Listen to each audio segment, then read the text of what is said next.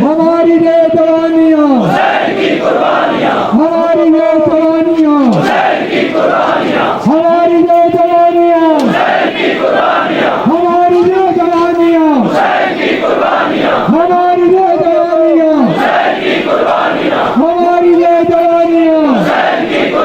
حسینیت حسینیت حسینیت یزیدیت یزیدیت یزیدیت مقصد شہادت حسین مقصد شہادت حسین مقصد شہادت حسین مقصد شہادت حسین مقصد شہادت حسین پر محمد آل محمد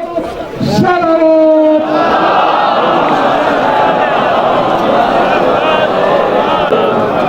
شہر کہتا دامن عقل کو جو چاک نہیں کر سکتا عرض کیا ہے دامن عقل کو جو چاک نہیں کر سکتا وہ نور کا کبھی ادراک نہیں کر سکتا شہر کہتا بغض علی نجاست ہے نجاست ہے زی عرض کیا ہے بغض علی نجاست ہے نجاست ہے زی جس کو ہمیں زمزم بھی پاک نہیں کر سکتا شہر کہتے ہیں سفر طویل ہے اور راہ نجات چھوٹی ہے سفر طویل ہے اور راہ نجات چھوٹی ہے علی کا ذکر بڑا ہے اور حاجات چھوٹی ہے کہتے ہیں علی کو میں کیسے مولا کائنات کہوں شہر کہتے ہیں علی کو میں کیسے مولا کائنات کہوں بڑا ہے نام علی بڑا ہے نام علی کائنات چھوٹی ہے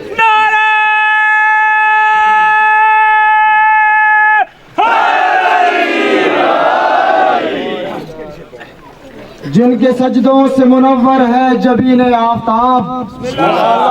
جن کے سجدوں سے منور ہے جبین آفتاب میرے حرفوں کی عبارت ان خدا والوں کے نام میری شہرت کا لہو نظر شہیدان وفا میری شہرت کا لہو نظر شہیدان وفا میرے جذبوں کی عقیدت کربلا والوں کے نام ماتم کی صداؤں سے سویا ہوا احساس جگایا جاتا ہے ماتم کی صداؤں سے سویا ہوا احساس جگایا جاتا ہے جو آل نبی پہ گزری ہے مجلس میں بتایا جاتا ہے یہ نقش میں سرور ہے ذکی مٹنے سے نہیں جو مٹ سکتا جتنا ہی دبایا جاتا ہے اتنا ہی ابھرتا رہتا ہے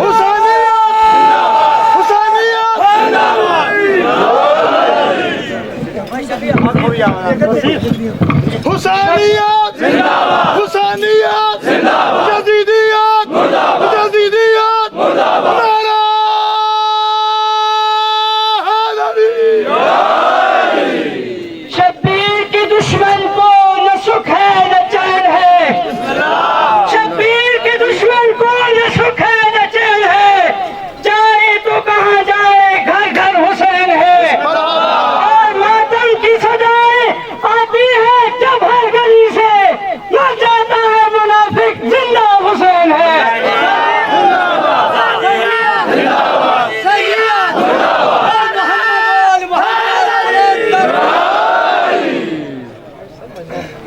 تیرے دل میں کیسی گرا پڑی تجھے اس سے اتنا حسد ہے کیوں تیرے دل میں کیسی گرا پڑی تجھے اس سے اتنا حسد ہے کیوں جو نبی کی آنکھ کا نور ہے جو علی کی روح کا چین ہے، جو نبی کی آنکھ کا نور ہے جو علی کی روح کا چین ہے، جو نبی کی آنکھ کا نور ہے جو علی کی روح کا چین ہے۔ ذرا دیکھ اپنے خمیر میں، کبھی پوچھ اپنے ضمیر سے، وہ جو مٹ گیا وہ شدید تھا، جو نہ مٹ سکا وہ حسین ہے۔ بالا سے بلند تر سر آواز۔ غریب زہرا کی غربت سنو اہل عزا، اکیلا رہ گیا مقتل میں جب میرا مولا، سپاہ شام نے چاروں طرف سے گھیر لیا، لبے پر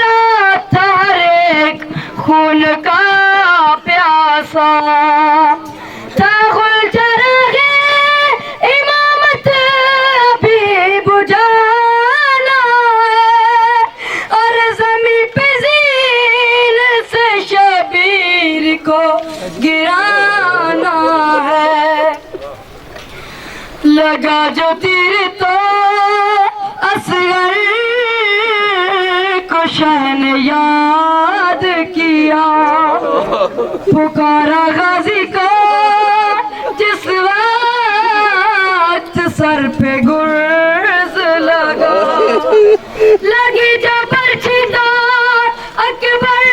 کو دی تڑپ کے صدا، تمانچہ خولی نے مارا تو بولے یا زہرا، علی کو یاد کیا سر پہ ضرب چلتے ہوئے، حسن کو یاد کیا منہ سے خون گلتے ہوئے، زمین پہ زین سے حضرات جو منہ کے بل آئے، جو تیر سینے میں تھے پشت سے نکل آئے، نکل کے پہلو سے سب برچھیوں کے پھل آئے، قرار کس طرح بشے کو ایک پل آئے، رکابے پیروں سے ابن علی کی چھوٹ گئی، تمام پسلیاں سبتے نبی کی ٹوٹ گئی، پڑا تھا دشت میں بے جان بطول کا بیٹا، حسین زندہ ہے کیا شمر سے کسی نے کہا، قریب جا کے یہ دی شمر نے پھر ہنس کے صدا، ارے وہ دیکھو آ گئی مقتل میں ثانیہ زہرا، یہ سنتے ہی دلگیر اٹھ کے بیٹھ گئے، بہن کے نام پہ شبیر اٹھ کے بیٹھ گئے، یہ کہہ کے آگے بڑا ہاتھ میں لیے خنجر، ادھر تڑپنے لگی ایک لاش دریا پر، ادھر خیام سے نکلی بطول کی دختر، عجیب بے ادبی شمر نے یہ کیا کر، ارے ذرا سی بھی نہ مروت دکھائی ظالم نے، کلام پاک کو ٹھوکر لگائی ظالم نے، کہا حسین نے اماں ہٹا لے اپنا گلا مزید اب ہوں زخمی یہ ہو نہیں سکتا گلے پیشہ کے خنجر لئی کا جو چلا صدا آتی تھی سبحانہ ربی الاعلیٰ پسر کا خونا فاطمہ کی گودی میں سر حسین کٹا فاطمہ کی گودی میں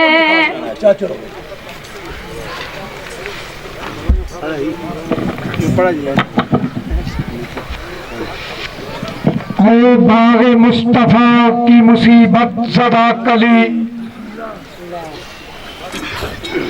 اے باغ مصطفیٰ کی مصیبت زدہ کلی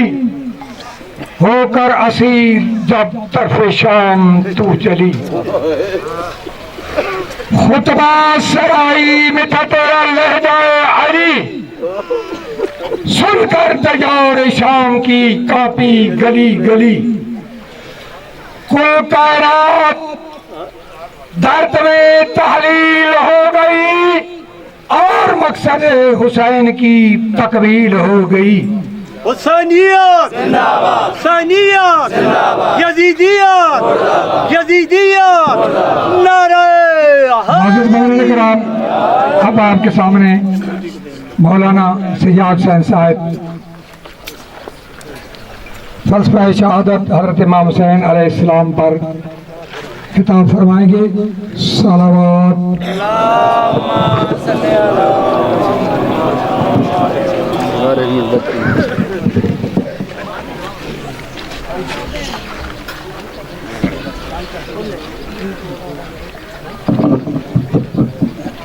صلوات بر محمد و اہل بیت۔ میں مومنین سے 10 بستہ درخواست گزار ہوں آرام سے تشریف رکھیں اور منظم طریقے سے، کیونکہ یقیناً یہ ایک بہت بڑی عظیم عبادت ہے۔ عبادت میں جو بنیادی چیز ہے وہ ہے خضوع و خشوع۔ اگر جس عبادت میں خضوع و خشوع نہ ہو تو وہ منزل قبولیت سے پیچھے رہتی ہے۔ میں 10 بستہ گزارش کروں گا، آپ لوگ آرام سے تشریف رکھیں اور ذکر مولا میں شروع کر رہا ہوں۔ صلوات بر محمد و اہل بیت۔ اعوذ باللہ من الشیطان الرجیم، بسم اللہ الرحمن الرحیم۔ وقالوا الحمد للہ الذی ہدانا لہذا وما كنا لنهتدي لولا ان هدانا الله لقد جاءت رسل ربنا بالحق والصلاة والسلام والتحية والإكرام على سيد الأسلم ما في الوجود سر الله في كل موجود نقطة دائرة الوجود مولانا ومولا الثقلين جد الحسن والحسين بالقاسم محمد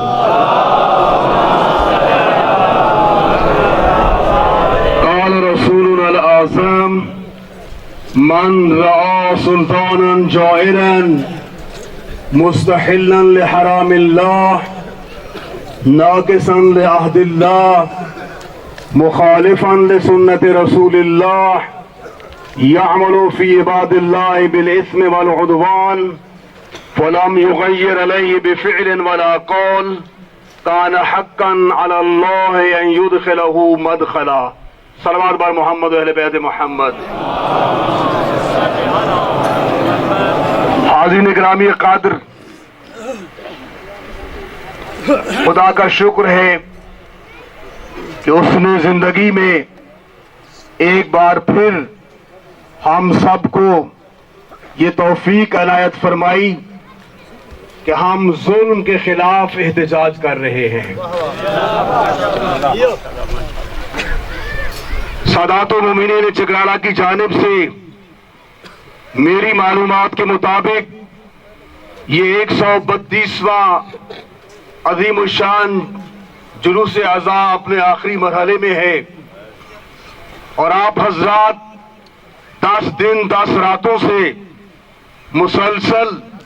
इस अजीम इबादत में मसरूफ हैं। मैंने ये लफ्ज़ अजीम इसलिए कहा है चूँकि हमारी ये मजालिस, ये जलसे, ये जुलूस, ये शब बेदारियाँ और आहो-बुका, ये अलम व ताज़िया, ये ज़ुल-जनाब, ये सब आमाल कुरान और सुन्नत के मुताबिक हैं। कुरान अजीम में खुदावंद मुताल इरशाद फरमा रहा है, ला युहिब्बुल्लाहुल जहरा बिस्सूइ मिनल कौल इल्ला मन ज़ुलिम व कान अल्लाहु समीअन अलीमा। शाह रफ़ीउद्दीन देहलवी, उनका तर्जुमा मैं आपके सामने पेश कर रहा हूं। किसी शिया मुफस्सिर,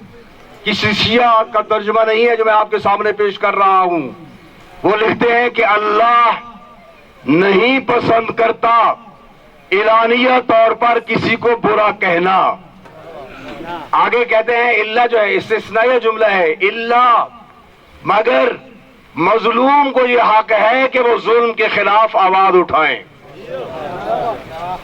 लिहाजा हमारा ये जुलूस जुल्म के खिलाफ एहतजाज है। इमाम हुसैन इस्लाम ने मदीना से मक्का और फिर करबला तक के रास्तों में जिस हदीस पैगंबर खुदा सल्लल्लाहु अलैहि वसल्लम को मैंने आपके सामने तिलावत किया है, तो इमाम अली मकाम मुख्तलिफ कबाइल और मुख्तलिफ शख्सियात से मुलाकात के दौरान आप उन शख्सियात के सामने अपने नाना की इस हदीस को सामने रखते थे। जब आप पर यह सवाल होता था कि आपने मदीना क्यों छोड़ा, आप मक्का क्यों तशरीफ लाए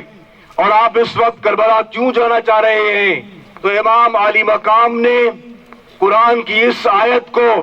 जो मैंने आपके सामने तिलावत की है और फिर इसी के तनाजुर में अपने नाने हजरत मोहम्मद मुस्तफ़ा सल्लल्लाहु अलैहि वसल्लम इस हदीस को पेश फरमाते थे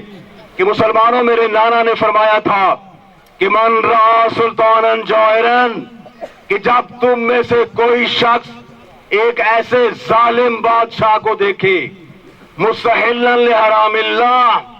जो अल्लाह के हलाल को हराम करार दे रहा हो और अल्लाह के हराम को हलाल करार दे रहा हो, और फिर फरमाते हैं कि नौकिसन लिअदिल्लाह, अल्लाह के दीन को खराब कर रहा हो, मुखालिफन लिसुन्नत रसूलल्लाह, पैगंबर गिरामी सल्लल्लाहु अलैहि वसल्लम की सुन्नत को बिगाड़ रहा हो, यामल फी इबादिल्लाह बिल इस्मि वल उद्वान, और लोगों के दरमियान जुल्म और सितम को हवा दे रहा हो, तो ऐसे हालात में तमाम साहिबान ईमान पर यह वाजिब हो जाता है कि उस जालिम हुक्मरान के खिलाफ उठ खड़े हों। और हदीस यहाँ पे खत्म नहीं हुई, फिर आगे इरशाद होता है कि फलम युगय्यर अलैहि बिफिअलिन वला कौल कान हक्कन अलल्लाह अन युदखिलहु मदखला, कि अगर कोई शख्स ऐसे हालात में उस जालिम बादशाह के खिलाफ अपने कौल के जरिए से या अपने फेल के जरिए से एहतजाज नहीं करेगा, तो फिर खुदा को ये हक हासिल है कि कयामत के दिन खुदा ऐसे लोगों को उस जालिम बादशाह के साथ महशूर फरमाएगा। इमाम अली मकाम देखे, इमाम हुदल्लिल मुत्तकीन है। इमाम अल्लाह की तरफ से उस निज़ाम हिदायत इलाहिया का एक अजीम नुमाइंदा होता है। खुदावंद मुताल ने हजरत इंसान को खल्क फरमाया और फिर उसके बाद इंसानियत की हिदायत के लिए, इंसान की रहनुमाई के लिए, इंसान को सिरात मुस्तकीम दिखाने के लिए खुदावंद मुताल ने हिदायत का एक लामुतनाही सिलसिला कायम कर दिया।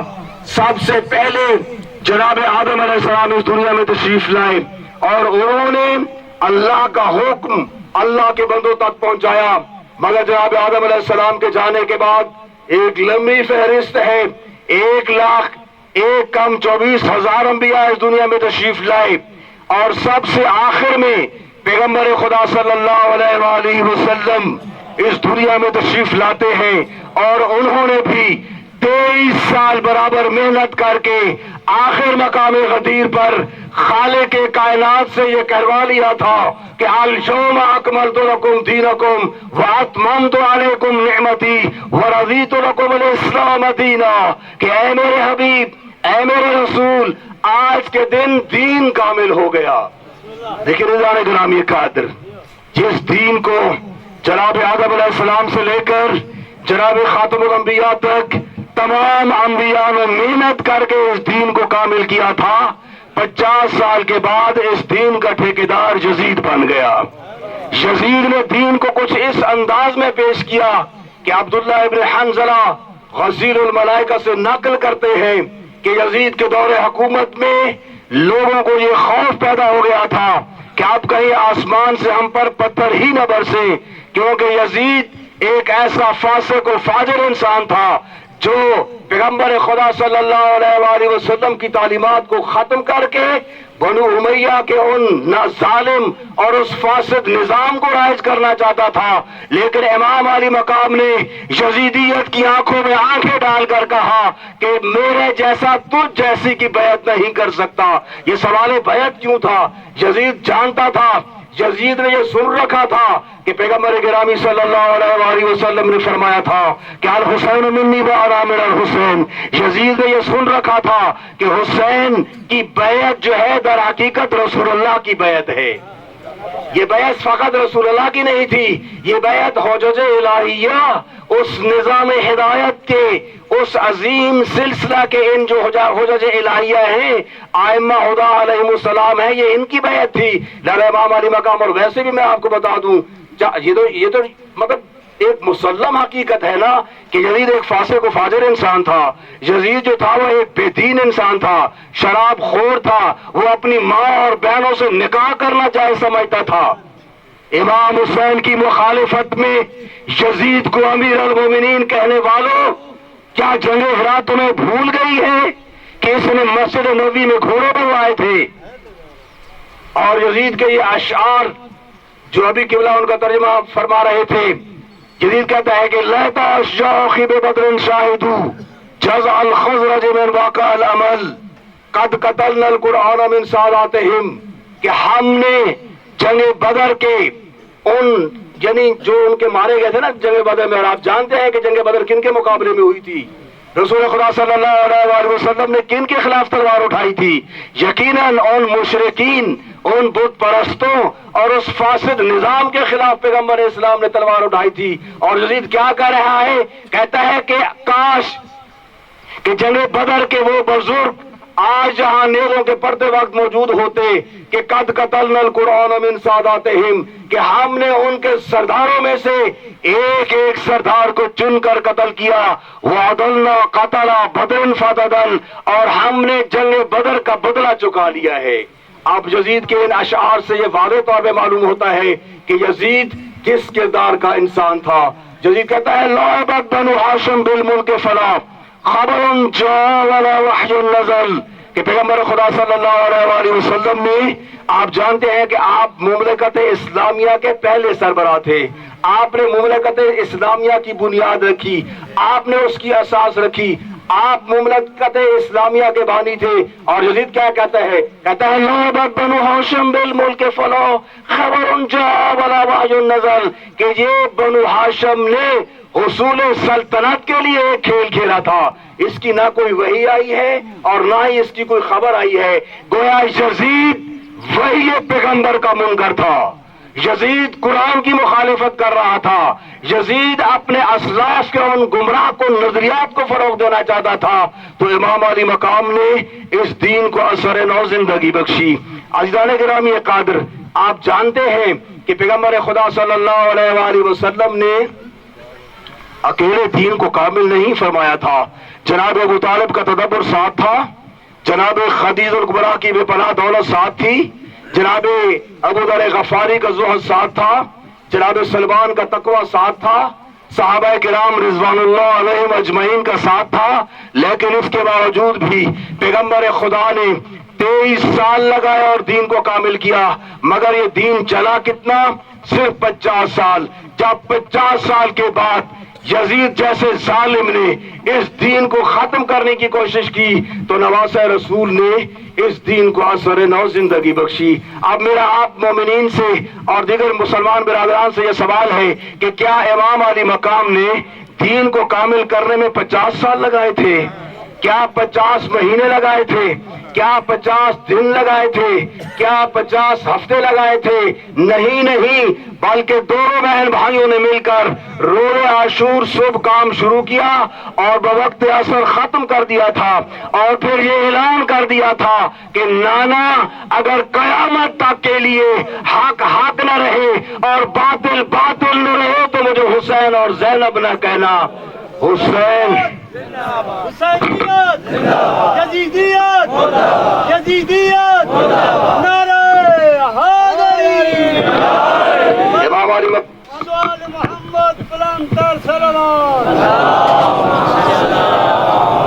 امام علی مقام بزم انسانیت کے ایسے روشن چراغ ہیں جنہوں نے دم توڑتی ہوئی انسانیت کو حیات جاویداں بخشی، سسکتی ہوئی آدمیت کو شعور زندگی دیا حسین نے، پامال ہوتے ہوئے قوانین شریعت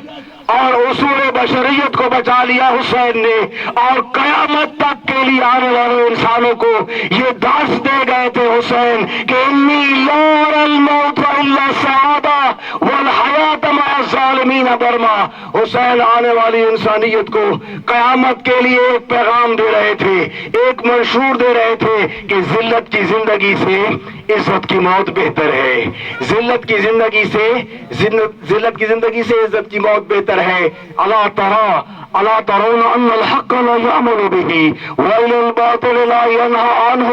کیا تم دیکھتے نہیں کہ حق پر عمل نہیں ہو رہا اور باطل سے روکا نہیں جا رہا؟ خاتون جنت کی آغوش میں پروان چڑھنے والا مجاہد اعظم کہ جس نے جہاد کی تمام تر اقسام کو، عظیم ترین ہستیوں کو قربان کر کے اور جہاد کی تمام تر اقسام کو اعلیٰ ترین انداز میں پیش کر کے اور اس کی راہ میں اپنے عزیز ترین ہستیوں کو قربان کر کے اپنے خون مقدس سے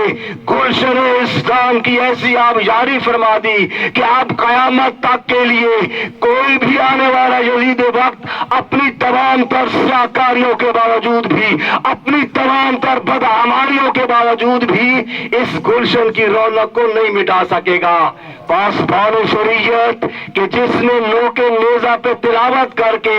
اللہ کے اس کلام کی حقانیت کی عملی تفسیر بن گئے حسین۔ لا تحسبن الذین قتلوا فی سبیل اللہ اموات بل احیاء عند ربهم یرزقون۔ امام فرماتے ہیں لوگوں میرے نانا نے فرمایا تھا کہ شہید زندہ ہوتا ہے، اور تم میں سے بعض کے آباء و اجداد کو یقین نہیں آتا تھا، اسی لیے تو بعض جو تھے وہ جنگ سے بھاگ جایا کرتے تھے نا۔ آج آؤ اور دیکھو کہ جس طرح میں نو کے نیزہ پہ قرآن کی تلاوت کر رہا ہوں، میرا جسم کربلا کی تپتی ہوئی ریت پر قرآن خوانی فرما رہا ہے۔ حسینیت کا مقصد اچھائیوں کی طرف بلانا ہے، حسینیت کا مقصد برائیوں سے روکنا ہے۔ میں رات کی گفتگو میں عرض کر رہا تھا، اگرچہ میرا یہ موضوع نہیں تھا، لیکن ایک سید بزرگوار نے مجھے حکم دیا ہے کہ رات کی گفتگو کو تھوڑا سا تسلسل دیجئے گا۔ عزیزان گرامی قدر، آپ تمام لوگ اس چیز کو اچھی طرح سے ذہن نشین کر لیں کہ ہمارے یہ عمل، یہ امام حسین علیہ السلام کی محبت میں ہے، یہ مجالس، یہ جلوس، یہ سب کچھ دیکھیں نا، تمام مسلمانوں کی کل مذہبی رسومات ایک جیسی ہیں، نماز، روزہ، حج، زکوٰۃ، جہاد، یعنی قبر، جنازہ وغیرہ، یہ تمام قواعد اسلامیہ تقریباً ایک جیسے ہیں، کوئی مسلمان ان کا منکر نہیں، لیکن صرف اور صرف رسم عزاداری امام مظلوم کربلا ہی ایک ایسا مشن ہے کہ جس کو ہم صرف شعار حیدر کرار ہی ادا کرتے ہیں۔ کیوں کرتے ہیں؟ سن لیجئے، یہ مجالس اعضا در حقیقت معارف قرآنی کا ایک ذریعہ ہے، یہ مجالس اعضا عرفان الہی کا ذریعہ ہے، یہ مجالس اعضا ترویج احکامات شریعت کا ذریعہ ہے۔ لہذا میں اپنے مومنین بھائیوں سے یہ التجا کروں گا کہ اپنی زندگی میں اپنے کردار میں حسینیت کو ڈھالیں، ورنہ یاد رکھیے گا امام علی زین العابدین علیہ السلام کا وہ فرمان،